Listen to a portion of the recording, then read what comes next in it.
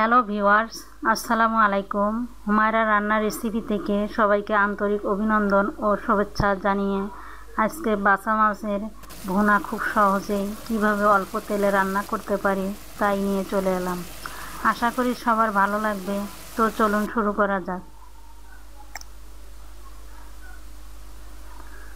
আমি এখানে কিছু বাসা মাছ খুব ভালোভাবে সুন্দর করে কেটে ধুয়ে পরিষ্কার করে নিয়েছি।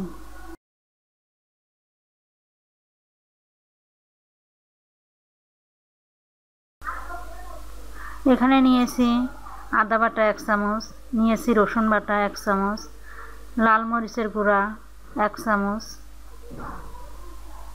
হলুদ গুঁড়া 1/2 চামচ, পরিমাণ মতো লবণ নিয়েছি, কয়েকটা কাঁচা মরিচ কুচি করে নিয়েছি, আর নিয়েছি মেজারমেন্ট কাপের 1/2 কাপ পরিমাণ পেঁয়াজ কুচি। এবার একটা কড়াইতে পেঁয়াজ কুচি, আদা রসুন জিরা বাটা, লাল মরিচের গুঁড়া, হলুদের গুঁড়া, পেঁয়াজ কুচি, মরিচ কুচি সবগুলো উপকরণ দিচ্ছি, আর পরিমাণ মতো তেল দিয়ে সবগুলো উপকরণ খুব ভালোভাবে মেখে নিচ্ছি। আমি এখানে সরিষার তেল ব্যবহার করেছি, আপনারা চাইলে অন্য যে কোনো তেল ব্যবহার করতে পারেন।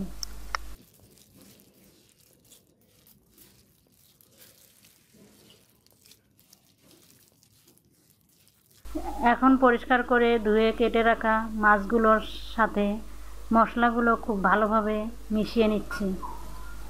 খুব ভালোভাবে মশলাগুলো মিশিয়ে নিতে হবে, তাহলে ভুনার তরকারির স্বাদটা অনেকটাই বেড়ে যাবে।